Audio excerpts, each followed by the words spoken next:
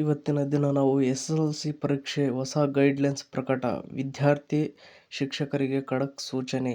ಈ ವಿಷಯದ ಬಗ್ಗೆ ಈ ವಿಡಿಯೋದಲ್ಲಿ ಸಂಪೂರ್ಣವಾಗಿ ತಿಳಿದುಕೊಳ್ಳೋಣ. ಮಿಸ್ ಮಾಡದೆ ಈ ವಿಡಿಯೋವನ್ನು ನೋಡಿ ಮತ್ತು ನಿಮಗೆ ಯಾವ ಉದ್ಯೋಗದ ಬಗ್ಗೆ ಮಾಹಿತಿ ಬೇಕು ಎಂಬುದನ್ನು ಕಮೆಂಟ್ ಬಾಕ್ಸ್ನಲ್ಲಿ ಕಮೆಂಟ್ ಮಾಡಿ ಹಾಗೂ ಇಷ್ಟ ಆದರೆ ಸಬ್ಸ್ಕ್ರೈಬ್ ಆಗೋದನ್ನು ಮರಿಬೇಡಿ.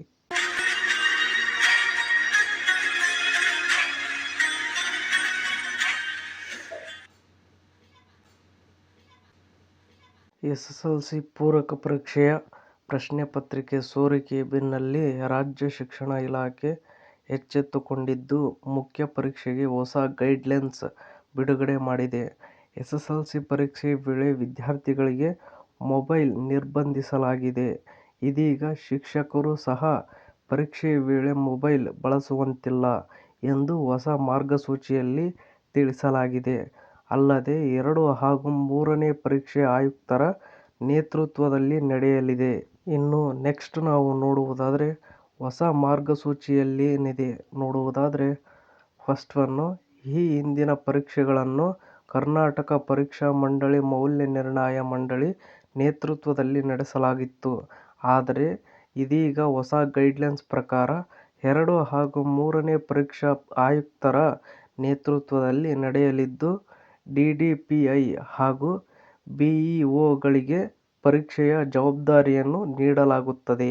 ಇನ್ನು ನೆಕ್ಸ್ಟ್ ನಾವು ನೋಡುವುದಾದರೆ, ಪರೀಕ್ಷೆ ವೇಳೆ ವಿದ್ಯಾರ್ಥಿಗಳು ಮೊಬೈಲ್ ತರುವಂತಿಲ್ಲ. ಜೊತೆಗೆ ಶಿಕ್ಷಕರು ಸಹ ಪರೀಕ್ಷೆ ವೇಳೆ ಮೊಬೈಲ್ ಬಳಸುವಂತಿಲ್ಲ. ಇನ್ನು ಪ್ರಶ್ನೆ ಪತ್ರಿಕೆ ಸೋರಿಕೆ ಅವ್ಯವಹಾರ ನಡೆಸದಂತೆ ಖಡಕ್ ಸೂಚನೆ ನೀಡಲಾಗಿದ್ದು, ಪ್ರಶ್ನೆ ಪತ್ರಿಕೆ ಸೋರಿಕೆ ಮಾಡಿದವರ ವಿರುದ್ಧ ಆಯಾ ಪೊಲೀಸ್ ಠಾಣೆಯಲ್ಲಿ ದೂರು ದಾಖಲಿಸಬೇಕು.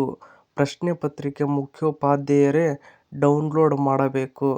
ಜೊತೆಗೆ ಪ್ರಶ್ನೆ ಪತ್ರಿಕೆ ಗೌಪ್ಯತೆ ಕಾಪಾಡಬೇಕು. ಹಾಗೆ ಪ್ರಾಂಶುಪಾಲರು ಸಹ ಪರೀಕ್ಷಾ ಕೇಂದ್ರಗಳಿಗೆ ಭೇಟಿ ಪರಿಶೀಲನೆ ಮಾಡಬೇಕು ಎಂದು ಶಿಕ್ಷಣ ಇಲಾಖೆ ಬಿಡುಗಡೆ ಮಾಡಿದ ಹೊಸ ಮಾರ್ಗಸೂಚಿಯಲ್ಲಿ ಖಡಕ್ ಆಗಿ ತಿಳಿಸಲಾಗಿದೆ. ಇನ್ನು ನೆಕ್ಸ್ಟ್ ನಾವು ನೋಡುವುದಾದರೆ, ಕಳೆದ ವಾರ ನಡೆದ ರಾಜ್ಯ ಮಟ್ಟದ ಪೂರ್ವಭಾವಿ ಪರೀಕ್ಷೆಯಲ್ಲಿ ಜನವರಿ 6ರಂದು ನಡೆದ ಗಣಿತ ಪರೀಕ್ಷೆ ಪ್ರಶ್ನೆ ಪತ್ರಿಕೆ ಲೀಕ್ ಮಾಡಲಾಗಿದ್ದು, ಶಿವಮೊಗ್ಗ ಹಾಗೂ ಕಲಬುರಗಿಯಲ್ಲಿ ಪ್ರಶ್ನೆ ಪತ್ರಿಕೆ ವೈರಲ್ ಮಾಡಲಾಗಿತ್ತು. ಪ್ರಶ್ನೆ ಪತ್ರಿಕೆ ಸೋರಿಕೆ ಕೃತ್ಯವನ್ನು ಹಲವು ಶಾಲೆಗಳು ಎಸಗಿವೆ. ಆದರೆ ಇದುವರೆಗೂ 6 ಶಿಕ್ಷಕರು ಮಾತ್ರ ಪತ್ತೆಯಾಗಿದ್ದಾರೆ. ಪರೀಕ್ಷೆಗೂ 3 ಗಂಟೆಗಳಿಗೂ ಮುನ್ನ ಪ್ರಶ್ನೆ ಪತ್ರಿಕೆಗಳ ಫೋಟೋ ಪ್ರತಿಯನ್ನು ವಿದ್ಯಾರ್ಥಿಗಳಿಗೆ ಹಂಚಿಕೆ ಮಾಡಿದ್ದರು. ಇನ್ನು ನೆಕ್ಸ್ಟ್ ನಾವು ನೋಡುವುದಾದರೆ, ಪ್ರಶ್ನೆ ಪತ್ರಿಕೆ ಮಾರಾಟಕ್ಕಾಗಿ ಇನ್ಸ್ಟಾಗ್ರಾಂನಲ್ಲಿ ಡೆಲ್ಟಾ ಹ್ಯಾಕರ್ 32 ಹಾಗೂ ಡೆಲ್ಟಾ ಹ್ಯಾಕರ್ ಸೇರಿದಂತೆ 8ಕ್ಕೂ ಅಧಿಕ ಖಾತೆಗಳನ್ನು ತೆರೆದಿದ್ದರು. ಅಲ್ಲದೆ ಟೆಲಿಗ್ರಾಮ್ ಹಾಗೂ ವಾಟ್ಸಪ್ನಲ್ಲಿ ಗ್ರೂಪ್ ರಚಿಸಿಕೊಂಡು ಸಹ ಕೆಲವರು ಮಾರಾಟ ಮಾಡಿದ್ದರು. ಇನ್ಸ್ಟಾಗ್ರಾಮ್ ಹಾಗೂ ಟೆಲಿಗ್ರಾಮ್ ಖಾತೆಗಳ ಮಾಹಿತಿ ಆಧರಿಸಿ ರಾಮನಗರ, ಉಡುಪಿ, ಶಿವಮೊಗ್ಗ ಹಾಗೂ ತುಮಕೂರು ಸೇರಿದಂತೆ 10 ವಿದ್ಯಾರ್ಥಿಗಳು ಸಿಕ್ಕಿಬಿದ್ದರು. ಇನ್ನು ಇದೇ ತರಹದ ಕರ್ನಾಟಕದ ಇನ್ನಷ್ಟು ಸುದ್ದಿಗಳನ್ನು ಓದಲು ನಿಮ್ಮ ಜಾಬ್ಸ್ ಅಂಡ್ ಎಜುಕೇಷನ್ ಅಪ್ಡೇಟ್ ಚಾನಲ್ಗೆ ಸಬ್ಸ್ಕ್ರೈಬ್ ಆಗಿ. ಈ ವಿಡಿಯೋ ನೋಡುತ್ತಿರುವವರು ಇನ್ನೂ ಯಾರು ಸಬ್ಸ್ಕ್ರೈಬ್ ಆಗಿಲ್ವೋ ಪ್ಲೀಸ್ ಎಲ್ಲರೂ ಸಬ್ಸ್ಕ್ರೈಬ್ ಆಗಿ.